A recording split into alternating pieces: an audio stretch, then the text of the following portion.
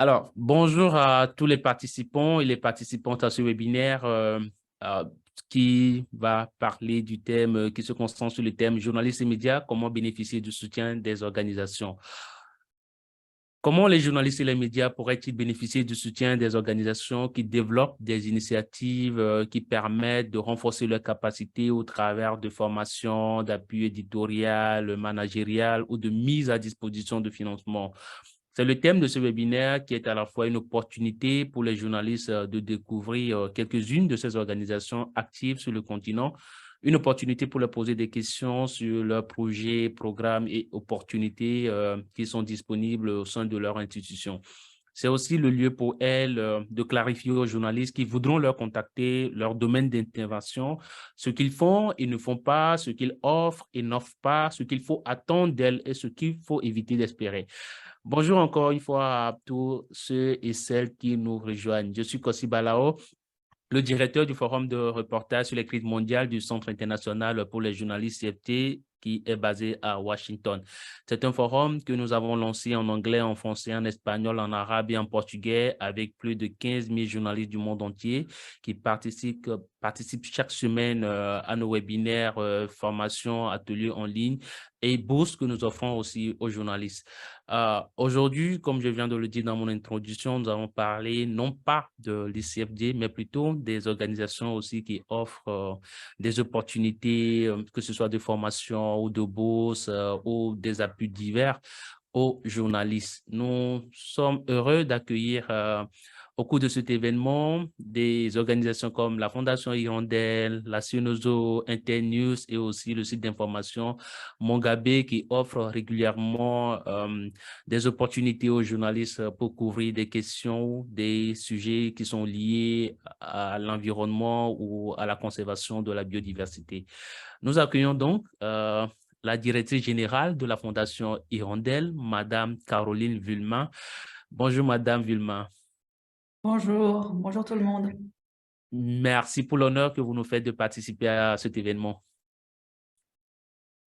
Avec plaisir, merci pour l'invitation. Merci surtout à vous. Nous recevons également le responsable médias et communication de la cellule Norbert Zongo pour le journalisme d'investigation en Afrique de l'Ouest, la Cenozo, Ignace Sossou.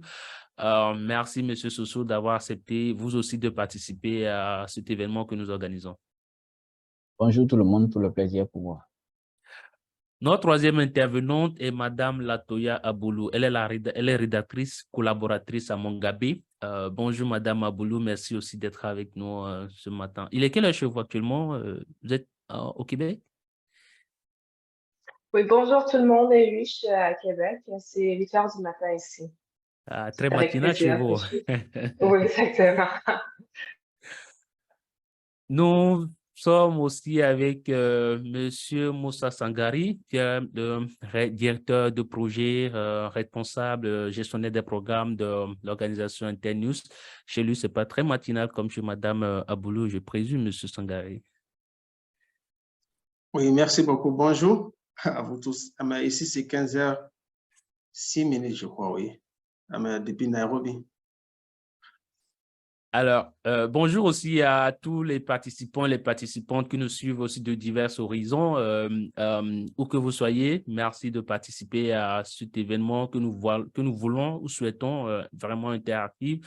Pendant les 30 dernières minutes, les participants ou ceux qui nous suivent, vous pouvez poser des questions directement aux panélistes. Vous pouvez le faire pour ceux qui nous suivent la diffusion en direct dans le groupe privé sur Facebook. Posez vos questions directement dans les commentaires sous la vidéo. Ou pour ceux et celles d'entre vous qui nous suivent directement via Zoom, vous pouvez entrer, soumettre vos questions dans la boîte de chat qui est juste en bas de votre écran. Alors, par qui commencer? Par la Fondation Hirondelle, par Mongabé, par la Sinozo? Alors, bon. Voilà, on va commencer avec Madame Vilma.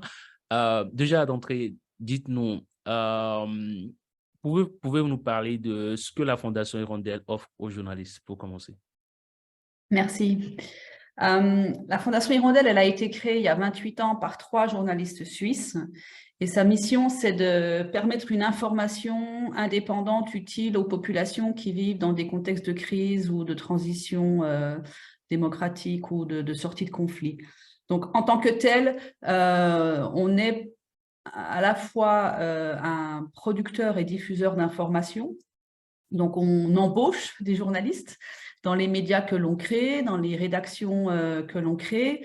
Par exemple, les studios de production qu'on a actuellement au Sahel, au Mali, au Niger, au Burkina Faso, la rédaction en République centrafricaine avec Radio Ndekeluka. On a embauché et travaillé avec beaucoup de journalistes en RDC et dans d'autres pays en Afrique francophone subsaharienne. Et quand on n'est pas nous-mêmes producteurs et diffuseurs, on soutient des médias. On ne soutient pas directement des individus, puisqu'on a une approche d'information qui est généraliste, nationale, autant que possible, en plusieurs langues. Et c'est plutôt à travers des médias et des rédactions complètes que l'on intervient.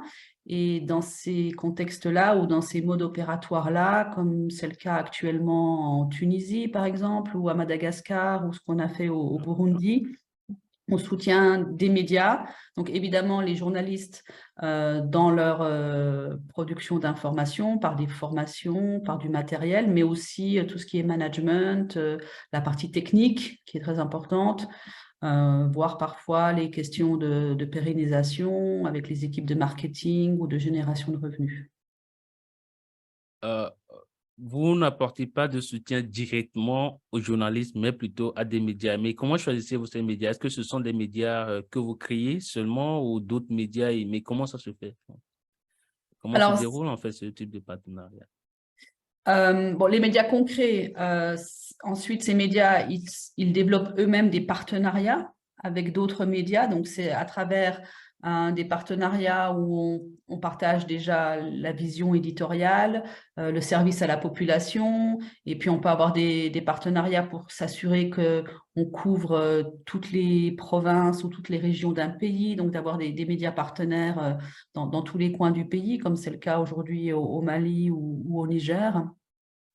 Et puis, sinon, c'est parfois des médias qui nous contactent, ou si ce n'est pas des individus, ça peut être des associations de journalistes ou des écoles de journalisme, des fêtières, des syndicats qui veulent travailler avec nous, soit face à une situation un peu contextuelle difficile, ou soit sur du renforcement de capacité. Mais c'est vrai que notre nom, parfois, nous joue des tours parce qu'on est une fondation, mais on n'est pas une fondation donatrice. En fait, c'est le régime juridique suisse. Pour être une organisation à but non lucratif en Suisse, on peut être soit une fondation, soit une association. Les fondateurs ont choisi d'être une fondation parce que ça donne une mission qui est intangible. Et donc, cette mission de mettre à disposition de l'information pour des populations qui font face à des crises, ça ne bouge pas, c'est ça qui est notre socle, mais on n'est pas une fondation donatrice, donc on ne distribue pas d'argent. Tout ce qu'on fait, on doit nous-mêmes trouver des partenaires financiers, des bailleurs de fonds, des soutiens financiers pour le mettre en œuvre. Monsieur Ignace Soso, est-ce que la Cenozo, elle, distribue de l'argent aux journalistes? Alors, est-ce que la Cenozo distribue de l'argent aux journalistes? Non, ben, écoute, Cenozo ne distribue pas de l'argent aux journalistes, mais Cenozo soutient la réalisation des enquêtes. Vous savez, nous sommes dans une région où les médias, le modèle économique des médias ne leur permet pas toujours d'avoir les moyens de financer des enquêtes. Et donc, il y a des journalistes qui ont des sujets d'enquête, mais qui n'ont pas forcément les moyens de le réaliser. Et vous savez, pour faire une enquête, ça nécessite un certain nombre de moyens. Il faut se déplacer, il faut faire de la recherche, il faut solliciter un certain nombre d'informations qui ne sont pas forcément à votre portée et tout, ou carrément solliciter d'autres expertises, voyez, pour traiter certaines informations, traiter certaines données et tout. Donc, pour faire de l'investigation, on a besoin des moyens et les médias n'ont pas forcément ces moyens à mettre à disposition des journalistes. Donc, le rôle de Cenozo, c'est de mettre des moyens à disposition des journalistes en fonction des lignes de crédit disponibles, bien évidemment, pour réaliser leurs enquêtes. Et c'est ce que nous faisons depuis maintenant plus de 6 ans. La Cenozo forme aussi des journalistes. J'ai eu à relayer dans le groupe privé du forum des appels à candidature de formation. destinés aux journalistes?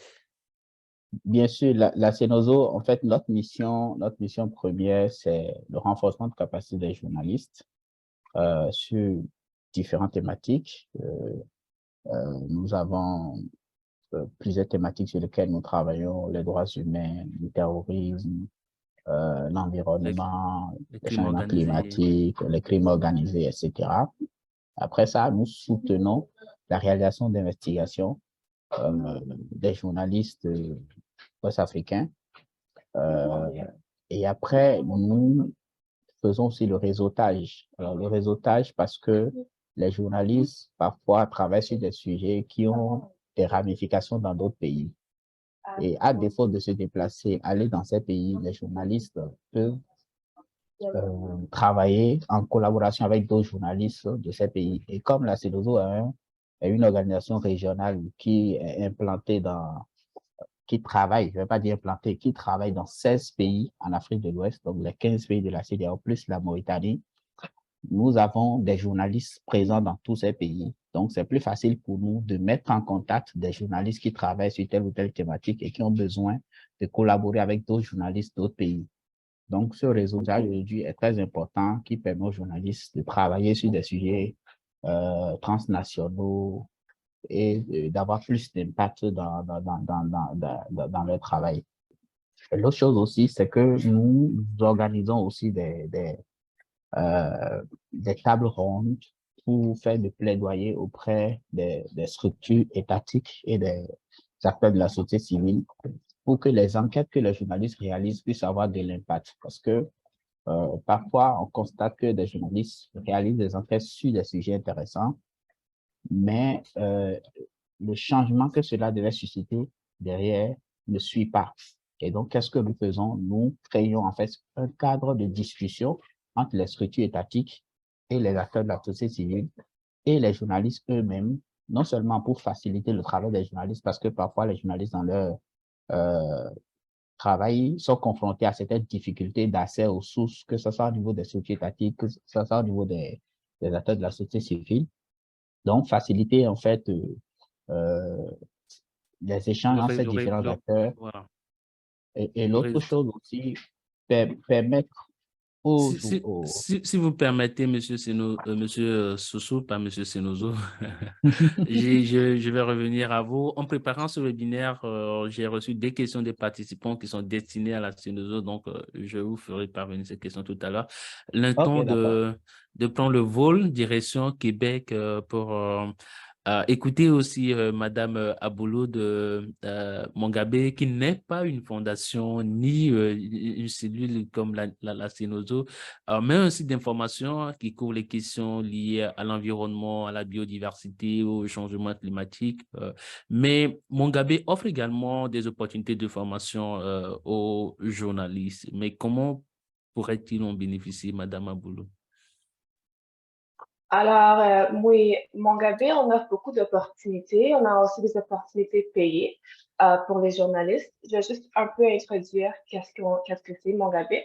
Donc, Mongabé est un média écologique sans but lucratif. Ça fait 24 ans qu'on est en ligne et on atteint jusqu'à 5 millions de lecteurs par mois.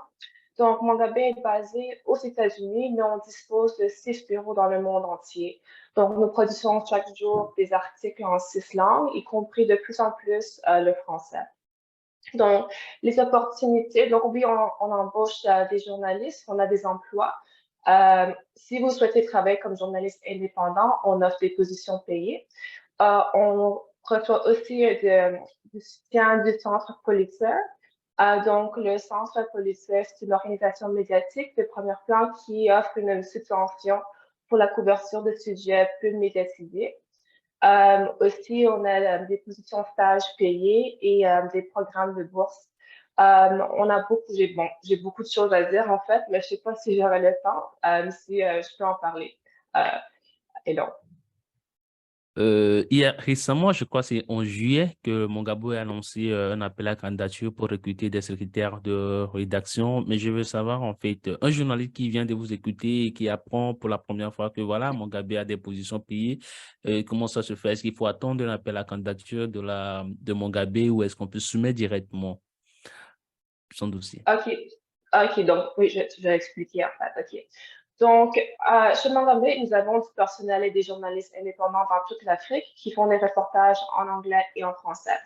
Ils collaborent actuellement pour créer un nouveau bureau pour Mongabé, ça serait le bureau Mongabé Afrique, et il s'agit d'un bureau bilingue. Donc, nous avons à présent des opportunités d'emploi telles que les positions éditoriales et notre position actuelle qui nécessite le français est celle de responsable de programme pour le bureau d'Afrique. Donc, toutes nos opportunités sont listées et ici, j'ai un lien, mais je ne sais pas si ça serait bon de le mettre dans la boîte de discussion ici. Oui, bien sûr, soyez à l'aise, vous pouvez le mettre dans la boîte de discussion. OK, parfait. Donc, ça, c'est le lien pour toutes nos opportunités. Et puis, il y a une liste des positions dont on espère avoir des applications. Et aussi, donc, veuillez vous abonner à nos projets de reportage afin de recevoir un courriel à chaque offre d'emploi. Donc, je vais aussi mettre ce lien dans la boîte de discussion. Donc, si vous souhaitez être payé maintenant pour réaliser des reportages en tant que journaliste indépendant, notre page d'opportunité, donc le premier lien que j'ai mis dans la boîte de discussion, contient toutes les informations. Il est important de lire les descriptions et si vous avez une idée d'article à proposer, de suivre les directives. Vous allez apercevoir que la région dont nous acceptons des articles en français est en Afrique. Ceci parce que la majorité de notre couverture est largement axée sur les pays dits en voie de développement.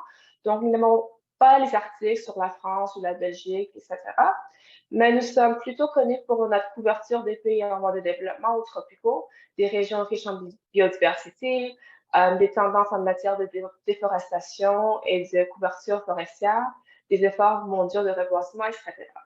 Par contre, nos reportages en français incluent d'autres régions francophones qui ne sont pas en Afrique, telles que les collectivités d'outre-mer, disons la Nouvelle-Calédonie. Et les projets de reportage dont on accepte des articles en français à présent incluent les forêts africaines, les droits fonciers et industries extractives en Afrique, les solutions naturelles pour le climat et tout. Donc, je vais mettre le formulaire pour soumettre vos propositions ici dans la boîte de discussion. Veuillez basculer l'interpréteur en haut de la page pour traduire la page en français. Et puis, si vous permettez aussi, Madame Aboulou, je vais revenir. Mais dites-moi déjà, est-ce que c'est la bonne, est-ce que c'est la bonne prononciation? C'est Madame Aboulou, plutôt Madame Aboulou? Oui, oui, Parfait. oui. Merci beaucoup. Direction la Air Nairobi avec le confrère Moussa Sangari de l'organisation Internews qui soutient des médias dans plus de 100 pays. C'est ça, Monsieur Sangari? Oui, oui, bien sûr.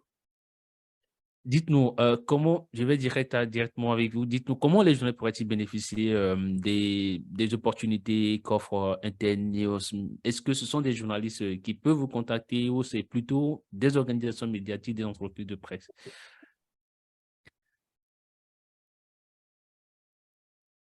Je vais commencer d'abord pour vous expliquer un peu qu'est-ce qu'est Internews parce que nous sommes une organisation internationale. Nous sommes basés aux États-Unis, on a des bureaux aussi à Londres et aussi à Paris, en Afrique subsaharienne. Donc, nous sommes dans 12 pays. Donc, un parmi les pays, c'est ici à Kenya. Donc, c'est moi qui est le responsable qui couvre Afrique de l'Ouest et Afrique centrale. Donc, on donne beaucoup de soutien technique aux médias et aux journalistes aussi. On renforce leurs capacités. On donne aussi les subventions aux médias et aussi aux journalistes et aussi nous travaillons avec la société civile dans certains contextes. Nous soutenons aussi les médias sous l'aspect des droits numériques. Mais aussi, nous travaillons avec les médias pour les aider sur l'aspect de la viabilité médiatique aussi, parce que ça, c'est un parmi les domaines que nous, on a trouvé qu'on a beaucoup de challenges avec les médias locaux. Donc, nous travaillons avec beaucoup de médias locaux pour les aider de cet aspect aussi. Donc, à part de renforcer leur capacité, ce qui est parmi notre travail à Internews, nos expertises aussi, on les aide, les médias pour nous attaquons aussi les désinformations. Nous travaillons avec les médias. On a déjà créé beaucoup de desks de fact-checking, ce que nous disons en anglais. Donc, on a beaucoup de fact-checking desks dans plusieurs pays. En RDC, on a aussi à Centrafrique, au Mali. Et aussi, nous travaillons aussi avec les journalistes qui sont en conflit avec la loi ou bien qui se trouvent dans les zones conflit, comme en RDC, à l'est de RDC. Nous travaillons avec beaucoup de journalistes, on les aide. On les donne aussi les subventions. Donc, nous faisons beaucoup de choses avec les journalistes. Donc, à partir de renforcer leurs capacités, et aussi pour mettre en œuvre certains projets avec nos bailleurs de fonds et aussi pour les aider avec les équipements, parce que nous, on a constaté que pour renforcer la capacité des journalistes et les médias locaux, c'est aussi de regarder entièrement leur environnement. Donc, parce qu'il y a des médias qui travaillent dans certaines zones qui est tellement difficile, avec beaucoup de challenges. Donc, on les aide avec les équipements. Donc, on leur donne aussi le soutien technique, comment ils peuvent utiliser ces équipements pour faire le travail. Monsieur Sangari, vous êtes le directeur de projet d'Internews. Dites-nous, quels sont les projets en cours actuellement pour les journalistes ou les projets à venir pour les journalistes? Je parle bien sûr de l'année 2023, pas encore de l'année 2024. Ouais, on a beaucoup de projets dans plusieurs pays, par exemple, parce qu'en RDC, on a un projet qui est financé par l'USAID, qui va terminer l'année prochaine. Ça, c'est un projet qu'on appelle Media Sector Development Program. Donc, nous travaillons avec plus de 70 radios communautaires et avec aussi les médias en ligne. Mais au Libéral aussi, on a un projet pour 5 ans. Donc, nous sommes déjà dans notre deuxième année dans ces projets. Donc, ça, c'est un projet pour développer les médias locaux aussi au Libéria. Mais nous sommes présents aussi au Tanzanie. Mais on a des petits projets aussi à Kenya ici. On a des projets régionaux, comme par exemple pour lutter contre le COVID-19. On avait un projet régional dans plus de 10 pays, en Afrique, Asie, Amérique. Donc, des fois, on peut avoir des projets qui sont spécifiques pour certains pays. On peut avoir les projets régionaux. Donc, comme en RDC, on avait un projet pour le Grand Lac, ce qui couvre l'est de RDC, Ouganda. On avait aussi Rwanda, Tanzanie et les autres pays dans le Grand Lac. Donc, avec ces projets, ça dépend avec le proposant, donc ce qu'on a avec le bailleur. Donc, c'est ça qui nous informe, avec le type de travail que nous faisons avec les médias locaux et avec les journalistes. Mais on a beaucoup d'opportunités de travail avec les journalistes locaux et aussi avec les médias locaux. Je pose cette question à Madame Vilma et nous allons commencer par recueillir les questions des participants qui nous arrivent déjà dans la boîte de discussion. Madame Vilma, dites-nous, est-ce qu'il y a au sein de la Fondation Hirondelle un appel à la candidature en cours actuellement pour les journalistes?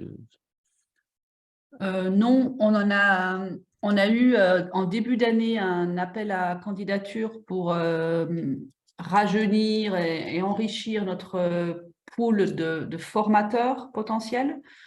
Donc déjà des journalistes expérimentés avec une expérience de transmission et pédagogique.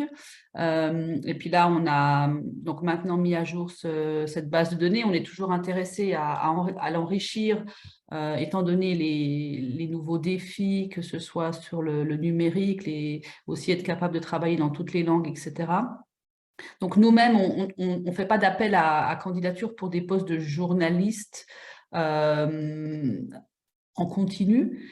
Dans chaque rédaction où l'on travaille, comme la vie de toute entreprise médiatique, il y a des départs, il y a des arrêts de contrat. Et puis, quand des postes s'ouvrent, il y a des ouvertures de postes localement et un comité de sélection et puis des embauches. Mais là, on parle de une ou deux personnes. Il peut y avoir des embauches plus conséquentes à l'ouverture d'un projet.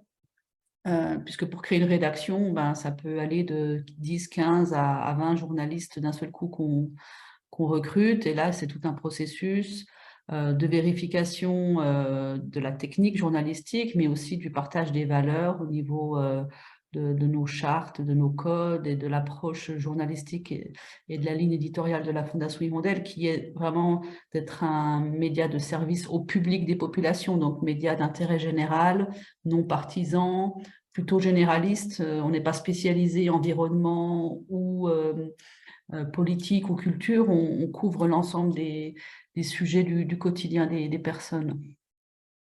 Nous avons une question pour vous, Madame Vilma, une question qui nous vient du journaliste Sylvain Didier. Je précise aux participants, lorsque vous posez vos questions, si ça s'adresse à la Fondation Hirondelle ou à la Cenozo ou à Mongabe, n'hésitez pas de le préciser pour savoir à qui diriger la question.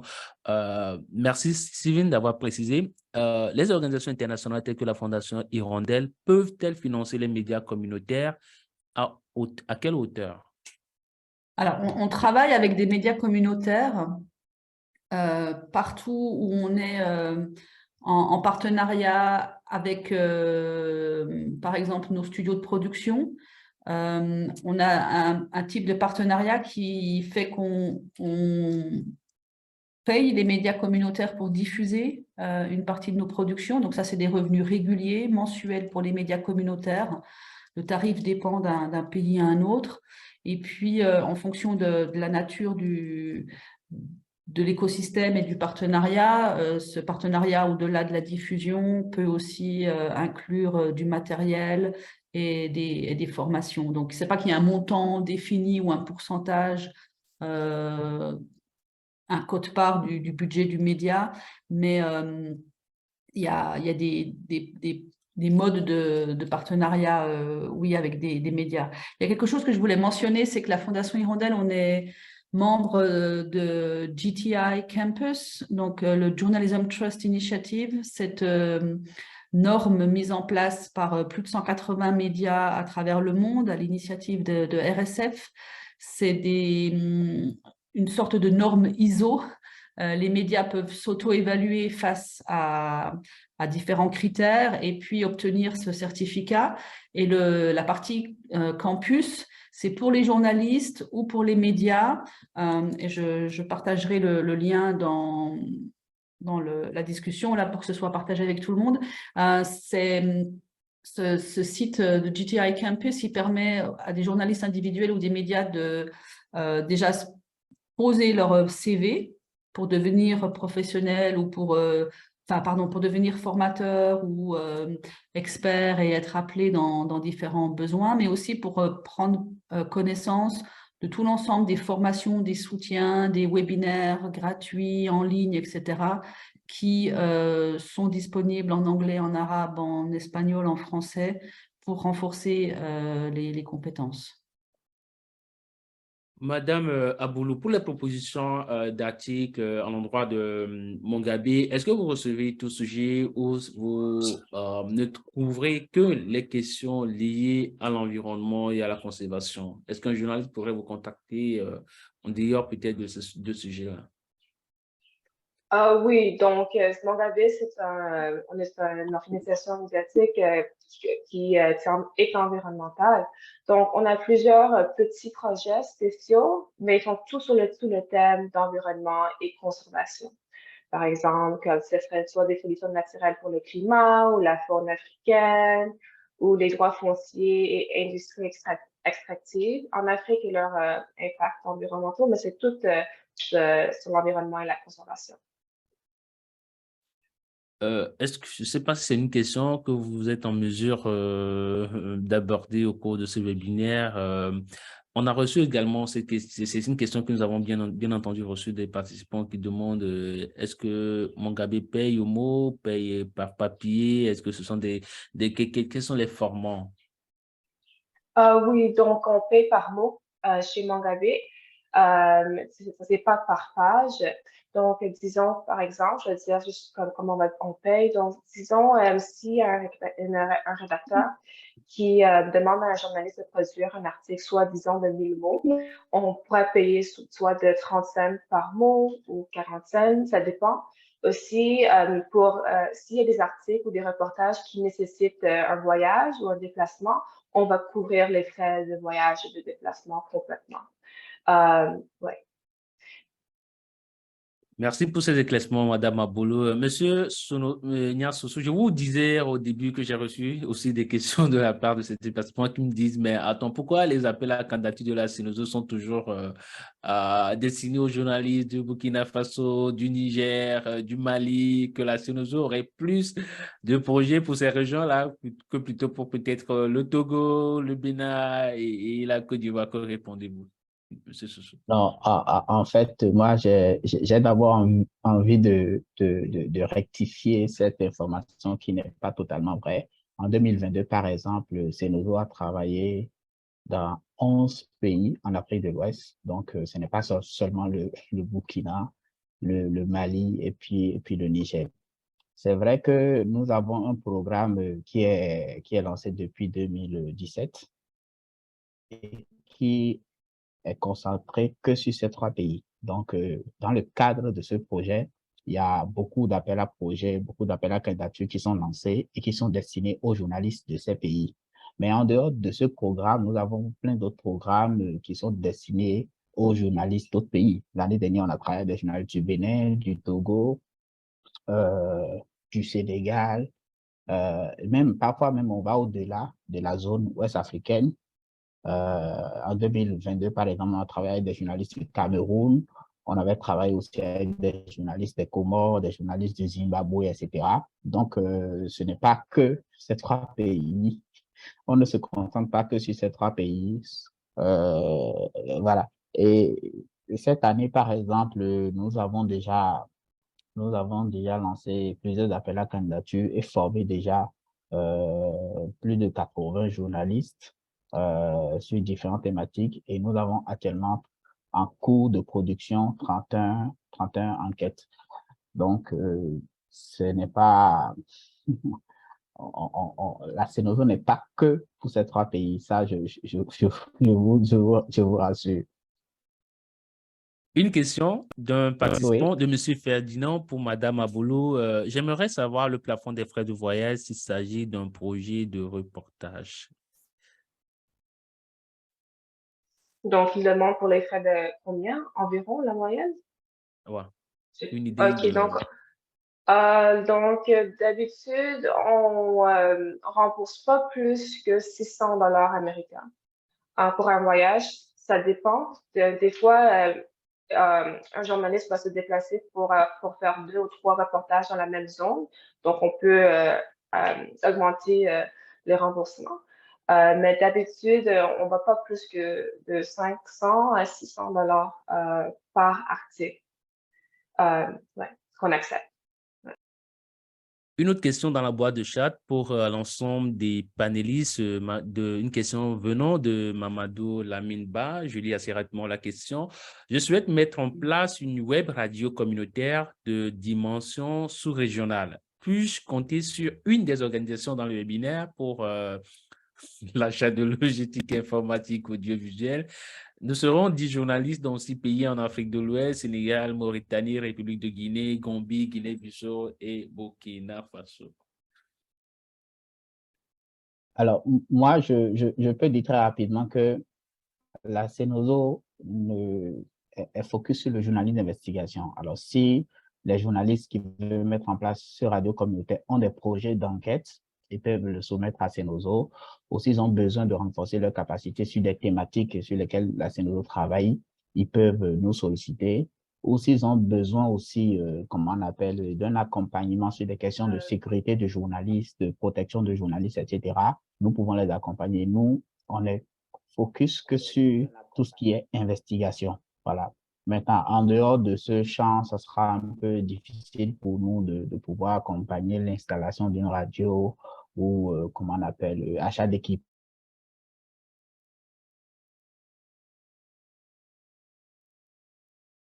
Alors, une autre question de Patrick Peut-être Kaondoa.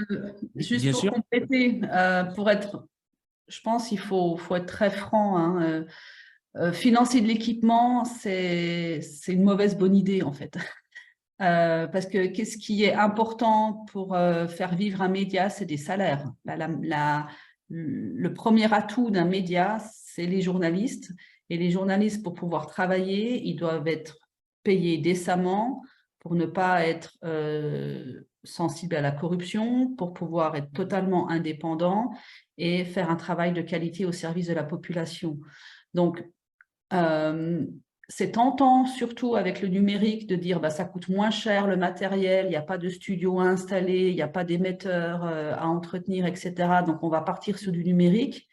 Mais en fait, les frais récurrents, ce n'est pas les frais techniques, c'est vraiment les frais de salaire. Donc, s'il n'y a pas un plan d'affaires, s'il n'y a pas une trésorerie, s'il n'y a pas les moyens pour payer les salaires, nous, on reçoit beaucoup de demandes. Déjà, comme j'ai dit, on n'est pas une fondation donatrice, donc on ne finance pas. Mais je me permets toujours de répondre en disant, attention, s'il n'y a pas une vision et un plan de financement accompagnant la création du média, ben, malheureusement, 9 fois sur 10, ça ne va pas marcher.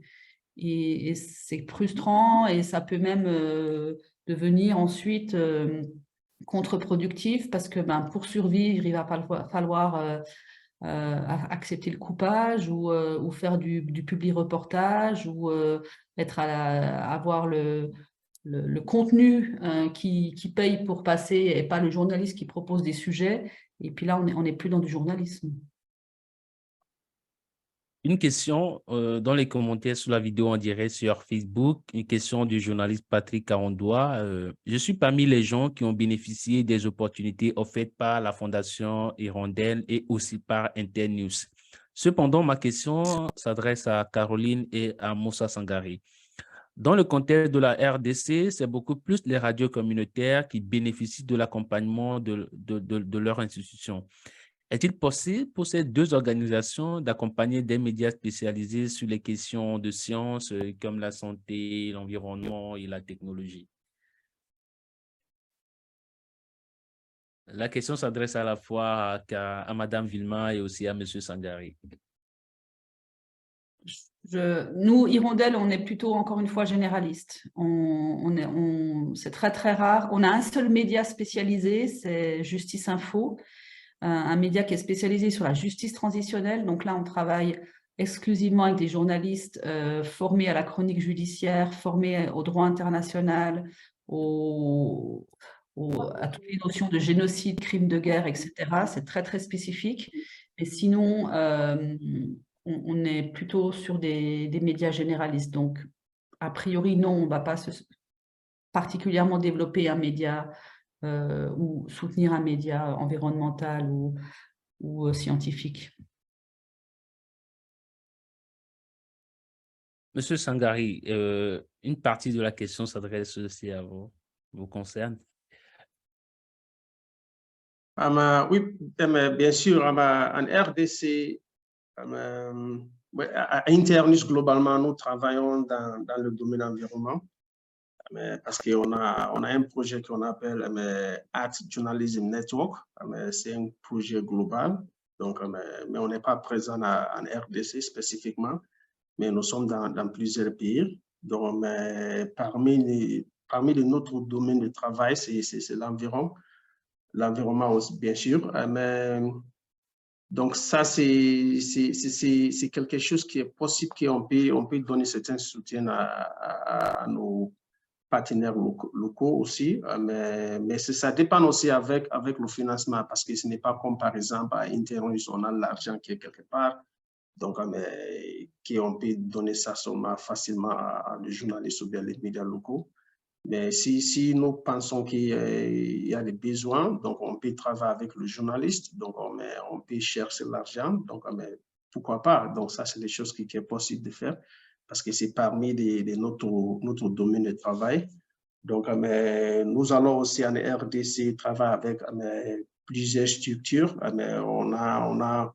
On a soutenu beaucoup de médias locaux comme les fact-checking desks, par exemple. Mais au niveau de Kinshasa, on a Kinshasa News Lab qui nous travaille avec.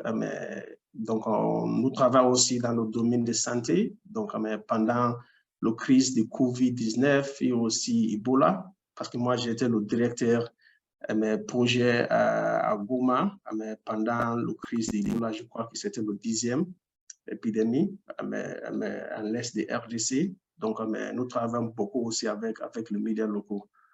Donc, je suis d'accord que pour renforcer la capacité des médias, ça c'est bon, mais c'est mieux aussi que nous concentrons aussi sur l'aspect de viabilité des médias, parce que cet aspect, c'est très important, parce que c'est ça qui peut aider les médias aussi de faire le bon travail, parce que s'ils n'ont pas la capacité,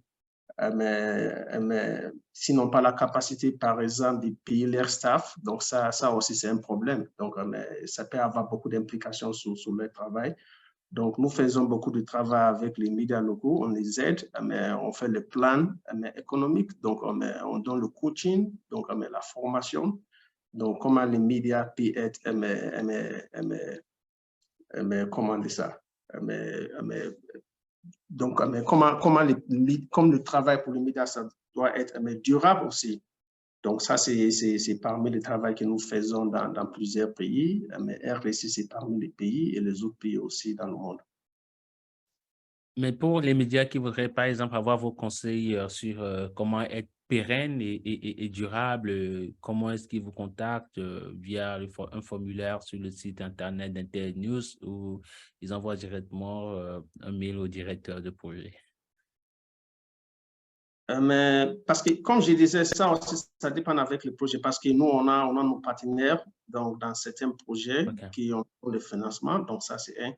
Donc, si ce n'est pas un média qui n'est pas notre partenaire, donc, je ne peux pas dire qu'il n'y a pas la possibilité de donner certains soutiens à ces médias, mais ça va être un peu difficile, quoi, parce qu'on a les processus internes donc, qu'on va voir pour valider ces médias. Donc, comme je disais, en RDC, pour l'instant, par exemple, nous travaillons avec plus de 70 médias locaux. On a aussi le média en ligne. Donc, si c'est un média qui n'est pas notre partenaire, c'est toujours possible qu'on puisse avoir une discussion avec ce média donc pour avoir leurs besoins, donc comment on peut travailler avec eux. Des fois, même si on n'a pas le financement, donc on peut vous mettre en contact avec les autres médias qui peut aider cette partenaire aussi. Donc, c'est possible aussi qu'on peut le considérer si on a un projet ou si on a un nouveau financement, mais de la possibilité de travailler avec cette média. Madame, oui. Peut-être juste pour compléter, pardon. Le Global Forum for Media Development, qui est la plus grande association de médias et de partenaires qui soutiennent les médias au monde, a mis en place un guide de conseils et d'outils pour le fundraising. J'ai mis dans le chat là, il y a une version française et vraiment ça aide pour les médias qui pour la première fois ne sauraient pas comment répondre à un appel d'offres ou contacter un bailleur public ou une fondation privée. Donc voilà, il y a des outils qui existent. Merci. Merci beaucoup, Madame Villemont. Aboulou, dites-nous, quelles sont les erreurs évitées par les journalistes lorsqu'ils veulent soumettre une proposition d'article à Mongabé? OK, donc la principale cause de rejet des propositions pour l'Afrique est le fait que la proposition ne donne qu'une idée générale d'un thème ou d'un sujet, par exemple de déforestation ou application de la loi sur les espèces sauvages, par exemple, sans donner l'impression d'une histoire. Par exemple, pour chaque pitch ou chaque proposition, il convient de vérifier qu'il met en avant des personnes réelles qui agissent pour résoudre un problème ou relever un défi. Aussi, le plus grand avantage de la plupart des journalistes qui parlent le français est leur location géographique qui se trouve en Afrique aussi. Il vous arrive quand même de rejeter certains sujets? Oui, donc, si un sujet ne se centre pas sur des thèmes environnementaux ou de la conservation, ou s'il manque des sources principales ou importantes, si on gage que peut-être il y aurait un conflit d'intérêts aussi dans l'histoire, si l'article est aussi, ou la proposition n'est pas objective, ça serait des problèmes et puis on va rejeter l'histoire. Une autre question qui s'adresse à M. Ignace, posée sur Facebook. Je suis Yannick Zuntiegbe, journaliste béninois. Ma question s'adresse à M. Soussou. J'ai travaillé sur un sujet d'enquête en 2021 et 2023 et j'ai connu des difficultés, surtout pour le recueil des informations parce que c'était ma première expérience. Je voudrais savoir si la CINOZO renforce les capacités des journalistes sur comment recueillir des informations. Et deuxième chose, j'ai finalement pu faire le travail en format test. Y a-t-il une possibilité d'avoir des orientations et peut-être un accompagnement pour rendre ce travail audiovisuel plus pertinent?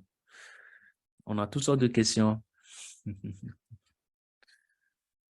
Alors, ouais, je dois remercier le confrère pour sa question.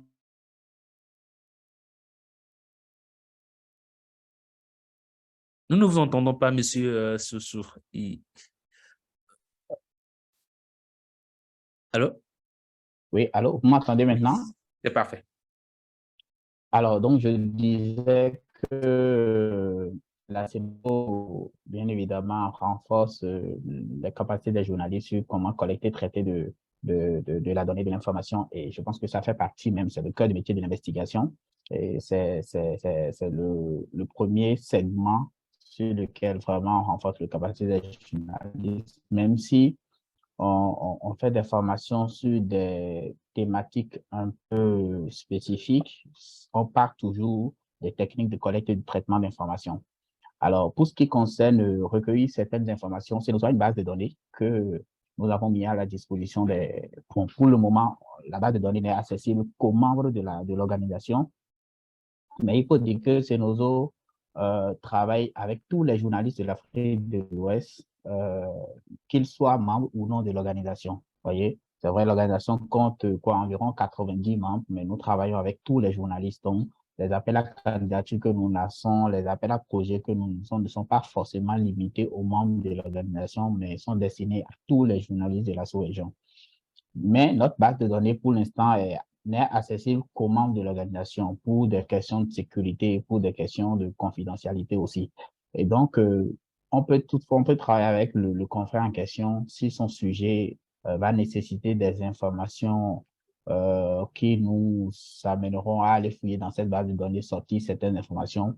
Oui, on peut le faire. Et Cenozo aussi peut offrir, comment dirais-je, à ce confrère un accompagnement éditorial parce que en dehors de la bourse que nous mettons à disposition des journalistes pour réaliser l'enquête, nous offrons aussi un soutien éditorial. On fait le coaching pour permettre aux journalistes, voilà, on suit le travail du journaliste sans pour autant s'immiscer dans ton travail, mais vraiment, on reste éveillé sur la pratique journalistique et pour que les étapes de l'enquête soient vraiment bien respectées et tout. Et après, nous offrons aussi une édition légale de l'enquête du journaliste. C'est-à-dire, quand le journaliste finit son enquête, on le remet à un avocat spécialisé en droit des médias qui lit le contenu de l'enquête pour voir si l'enquête ne comporte pas des éléments qui peuvent donner lieu à des poursuites plus tard. Donc, vous voyez, nous offrons aussi cet accompagnement aux journalistes ouest-africains. Donc, oui, le confrère peut nous contacter. Je vais peut-être laisser mes coordonnées à la fin de ce webinaire. Il peut contacter la Cenozo pour solliciter un accompagnement éditorial ou un soutien, comment dirais-je, légal, une édition légale de son enquête. L'autre chose aussi que nous faisons et qui pourrait aussi intéresser les journalistes, c'est la question de ligne éditoriale. Il est déjà arrivé que des journalistes finissent une enquête sur un sujet plus ou moins sensible et pour des questions de sécurité, certains directeurs de publication, mais certains directeurs de médias refusent de diffuser l'enquête. Donc, Cenozo peut diffuser ces enquêtes-là sur ces plateformes. Donc, Cenozo aussi offre, comment dirais-je, un espace de diffusion d'enquête. Donc, Cenozo peut diffuser l'enquête sur son site internet et dans toutes ces plateformes mais aussi mobiliser tous ces médias partenaires à relayer l'enquête pour avoir plus d'impact. Donc, nous sommes vraiment disponibles à offrir tous ces soutiens-là aux journalistes ouest-africains. Nous avons énormément de questions adressées à M. Sangaré et Mme Villemont de la Fondation Hirondelle. Bonjour, je suis Denis Saïe, secrétaire général du syndicat national des professionnels de la presse en RDC et vice-président de l'Union des syndicats et des professionnels de la presse en Afrique centrale. Ma question est celle de savoir comment comptez-vous travailler avec des organisations comme la nôtre? C'est une très bonne question parce qu'effectivement, je pense qu'il faut qu'on soit tous, en tout cas, nous, à Hirondelle, on essaye de l'être le plus possible, très humble par rapport à ce qu'on peut faire, parce qu'on peut renforcer les capacités des journalistes, on peut renforcer les capacités d'un média, mais on sait que c'est tout l'écosystème qui doit être soutenu. Parce qu'un journaliste ne peut pas travailler sans un média ne peut pas travailler sans des organisations professionnelles comme les syndicats ou les associations, les réseaux pour les soutenir. Et tout ça, ça doit pouvoir apporter des recommandations, du lobbying pour des lois favorables à l'indépendance des médias, à l'accès à l'information et un cadre politique et social qui reconnaît la valeur de l'information. Donc parfois, dans certains contextes, si on travaille qu'avec les journalistes, dans un contexte où de toute façon le journaliste est soit menacé, soit emprisonné, soit ne peut pas être payé ou travailler de façon minimum adéquate, on a l'impression qu'on n'est pas efficace. Donc, travailler avec les associations professionnelles, c'est des projets plus de structuration du secteur. Nous, à Hirondelle, on n'est pas spécialiste de ça. Il y a d'autres organisations dont c'est la spécialité. Mais l'important, c'est de consolider tous les éléments pour avoir un écosystème plus fort. Une question pour vous, M. Sangaré, un participant qui voudrait savoir, est-ce qu'un tel nous prévoit la réouverture de son bureau en RDC?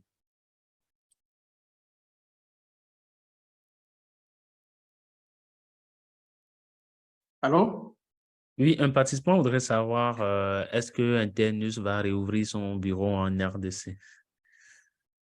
Oui, on a un bureau qui est ouvert là-bas en RDC, donc on n'est pas fermé en RDC, mais on est déjà en RDC plus de 6 ans maintenant, je crois. Mais on a des sous-bureaux aussi à Lubumbashi, aussi à Bukavu, et à Goma. Donc, nous sommes présents en RDC. Comme je disais, on a un projet là-bas qui va jusqu'à 2024. Donc, nous espérons qu'on va continuer aussi de travailler toujours en RDC parce que nous pensons qu'il y a beaucoup de besoins là-bas. Mais en RDC pour renforcer la capacité des médias et pour répondre aussi à certains besoins aussi sous le contexte médiatique et le contexte politique aussi. Madame Aboulou, où se situe actuellement le bureau Afrique de Mongabé? OK, donc le bureau Afrique de Mongabé n'est pas encore créé, donc à l'instant, on a un offre d'emploi qui est ouvert pour le commencer. Prévu pour 2024 ou fin d'année 2020? C'est prévu pour la fin d'année. Donc, l'offre pour commencer, c'est un responsable de programme pour le bureau d'Afrique, mais il faut savoir aussi que Mongabé, on est un média qui est complètement en ligne. Donc, on a 6 bureaux, mais ce ne sont pas des bureaux disons, physiques.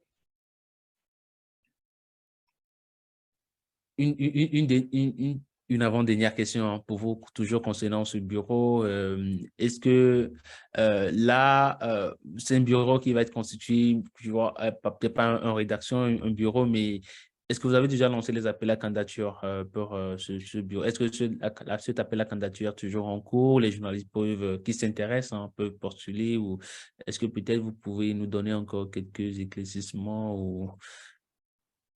Oui, donc je vais partager le lien ici dans la boîte de discussion. Donc, ils peuvent postuler ici. Et on a on a 3 journalistes, donc salariés, à Mongabé qui travaillent exclusivement pour l'Afrique. Et on a 2 rédacteurs aussi, mais il nous manque, disons, le dirigeant, le responsable pour le bureau à l'instant. Donc, la position actuelle nécessite le français, mais aussi l'anglais. Donc, celle qui va postuler, disons, devrait être au moins bilingue.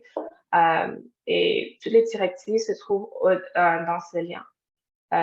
Si j'ai quelques instants, j'aimerais aussi partager juste un peu à propos des stages et des programmes de bourse de Mongabé qui sont tous payés, si je peux. Je vais vous poser une question, ça c'est vraiment personnel. J'ai remarqué que les organisations ici en Afrique francophone ont toujours leurs quartiers généraux qui sont basés soit au Sénégal ou peut-être voilà en Côte d'Ivoire, ou pour les organisations anglophones, c'est soit au Ghana ou au Nigeria. Dites-moi, est-ce que ce sera le cas pour vous aussi? Est-ce que voilà, ce sera au Sénégal ou peut-être au Togo, chez moi, ou vous voyez en Côte d'Ivoire, au Mali, au Burkina Faso? Maintenant, on a... Oui. Ou peut-être que maintenant, vous ne le savez pas encore.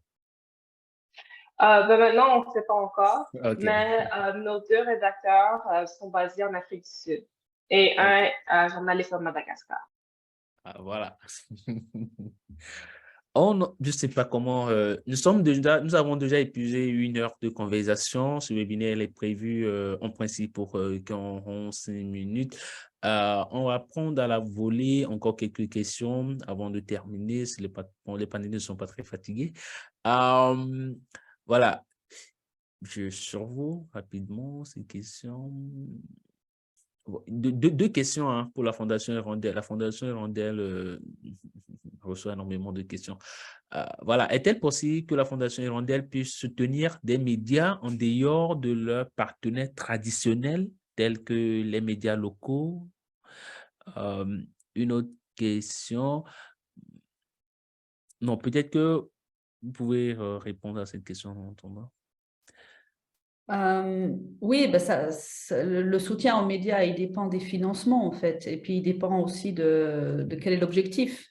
Si on a besoin d'élargir encore la couverture et la capacité de toucher tous les 4 coins d'un pays, on va chercher encore des médias partenaires au-delà des médias actuels ou traditionnels ou historiques. Et si par exemple il faut un nouveau format ou une nouvelle langue, etc. Donc sur le principe, oui, mais ça doit répondre à un objectif. Et là, comme ça, dans le vide, je ne peux pas répondre oui ou non.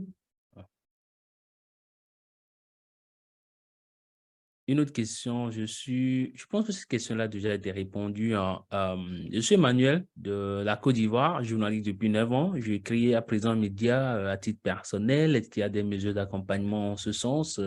Je pense que, voilà, que ce soit la Fondation Hirondelle ou la Cenozo, des réponses ont déjà été données par rapport à ce genre de questions. Comment les organisations, je suis Jamil Aboudou, responsable média, comment les organisations peuvent-elles soutenir les médias en ligne et quels sont les types de soutien disponibles? Je pense qu'on a survolé aussi. Je ne sais pas s'il y a peut-être quelque chose que M. Soussou, M. Sangari ou Villemont voudraient apporter à cette question. Quels sont les types de soutien? Je pense que tout ça a été aussi répondu, si je n'abuse.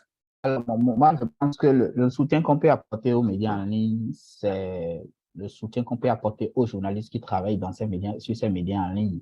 Si les journalistes qui travaillent dans ces médias en ligne ont des projets d'enquête, ils peuvent le soumettre à la Cenozo ou ils peuvent répondre aux appels à projets de la Cenozo pour avoir peut-être une subvention pour réaliser une enquête des sujets de fond, sur réaliser des enquêtes de fond sur des sujets d'intérêt public pour, comment dirais-je, susciter davantage l'intérêt du public au travail que fait le média en ligne.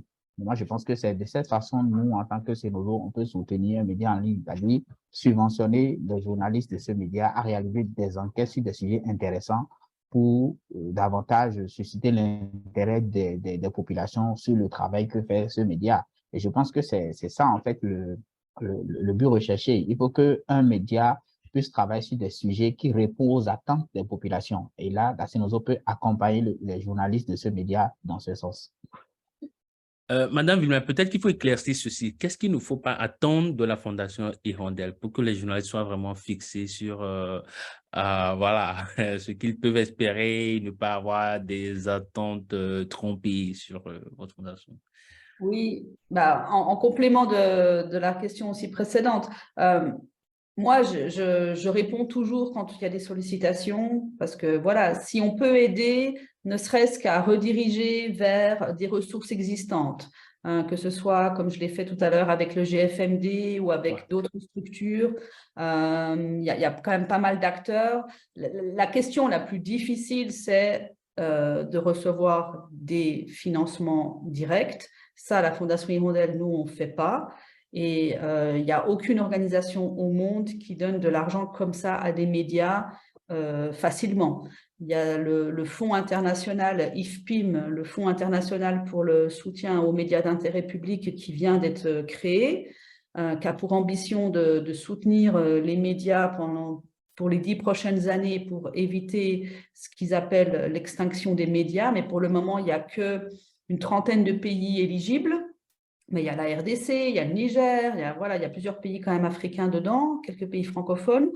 Donc voilà, regardez ces structures-là. Et puis nous, moi, ce que je fais volontiers, si on me contacte ou si on contacte la Fondation Hirondelle, c'est de dire, ben non, nous, on ne peut pas, mais voilà un lien, voilà une idée, voilà autre chose. Et juste pour répondre par rapport à comment on peut aider les médias en ligne, typiquement, nous, on n'est pas des experts, mais moi, je rappelle toujours qu'il y a tous les enjeux de cybersécurité, de sécurité des données. Puis là, il y a des spécialistes, il y a des manuels qui existent. RSF, ils ont fait plein de travaux très importants là-dessus. Et puis, il y a aussi plein d'études qui montrent que malheureusement, en Afrique francophone notamment, le modèle économique des médias numériques, il est nul. Parce que le clic vaut moins qu'aux États-Unis, en Europe ou en Asie.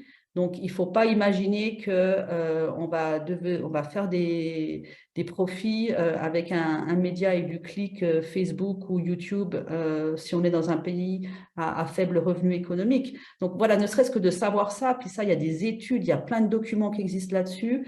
Je pense que nous, partager cette information-là, moi, je le fais volontiers tout le temps. Madame Abolo, dites-nous aussi, qu'est-ce qu'il ne faut pas espérer ou compter recevoir du site d'information Mongabé?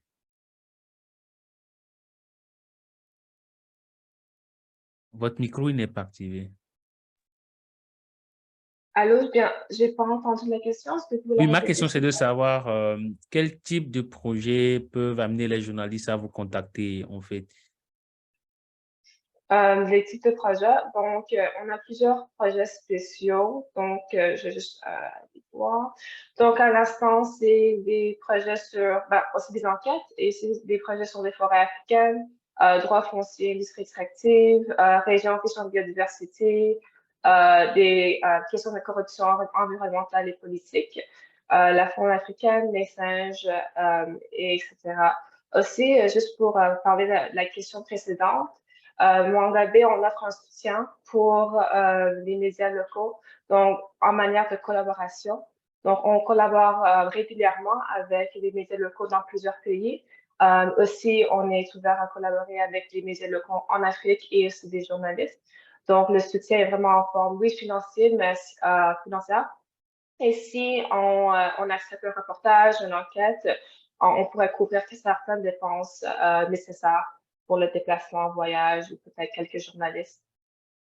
Quels sont les critères de cette collaboration? Comment identifiez-vous les médias avec lesquels vous travaillez? Est-ce que, bon, c'est des médias qui traitent thématiques, ce sont des médias thématiques, des médias qui couvrent les questions liées seulement à l'environnement ou qui sont en harmonie avec votre ligne éditoriale? Voilà, comment ça se fait, cette collaboration?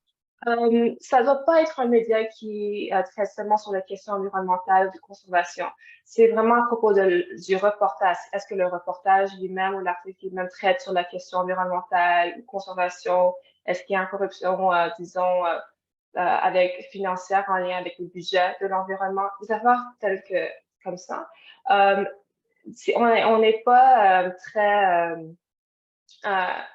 on va pas nier ou rejeter un média s'il ne traite pas sur les questions environnementales. C'est vraiment, on va regarder le reportage et l'enquête, les sources utilisées, les méthodes de déplacement de voyage, c'est vraiment à propos de l'article lui-même et pas trop à propos du média local. Mais on a réalisé que des fois, il y aura des médias qui ont un biais ou qui ont des conflits d'intérêts avec leur manière de financement. Et pour le but de rester indépendant et objectif comme média, on ne va pas travailler avec des médias qui ont lié avec le gouvernement, disons. On va rester indépendant. Une dernière chose à ajouter, Madame Villemin, avant qu'on clore cette session. Non, merci beaucoup. D'accord, merci beaucoup. Ignace Soussou, ce sera ma dernière question aussi pour vous. Nous sommes presque à la fin de ce webinaire. Comment contacter la Cenozo? Le micro n'est pas activé. Alors, Voilà, désolé, parfait. vous pouvez contacter la Cenozo sur toutes ces plateformes. Nous sommes sur Twitter, sur Facebook, sur notre site internet, vous pouvez aussi nous laisser un mail. Mais je peux vous donner notre adresse mail sur laquelle vous pouvez nous envoyer une sollicitation. C'est contact au masculin, @cenozo.org. Donc, vous pouvez nous laisser un message dans cette boîte mail. Et je voudrais demander aux confrères de s'abonner à toutes nos plateformes pour ne plus rater nos appels à projets, nos appels à candidature, parce que chaque année, nous lançons plusieurs appels de formation, appels à projets, et parfois, ça, je vous fais la confidence, hein, parfois, on lance des appels à projets. En fait, je vous explique le principe, c'est qu'on a de l'argent pour financer des enquêtes. Donc, on demande aux journalistes d'envoyer leur projet d'enquête pour qu'on finance. Et parfois, on n'a pas beaucoup de sollicitations. Donc, vous pouvez comprendre que ça pose un problème. Parfois, on veut financer peut-être 15 enquêtes, mais nous recevons peut-être 5 ou 7, 10 projets d'enquête. Alors que dans ces 10, il faut étudier, analyser, parce que c'est pas tous les projets qu'on vous soumet qui peuvent être financés. Il y a certains projets qui sont des idées, il n'y a pas de pré-recherche, etc. Donc, le sujet n'est pas assez structuré. Et donc, du coup, ces projets, on ne pourra pas les financer. Donc, ce que moi, je voudrais demander aux confrères, c'est de vraiment nous s'abonner à toutes nos plateformes pour ne plus rien rater de nos appels à projets.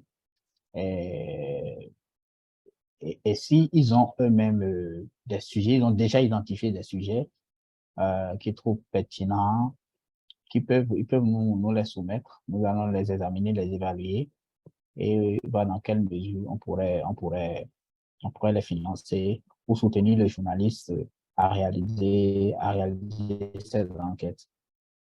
Merci, Monsieur Soussou. La dernière question pour Sangari vient du participant Denise qui demande, Monsieur Dentenius, pouvez-vous nous orienter auprès de qui devrions-nous adresser notre lettre de partenariat?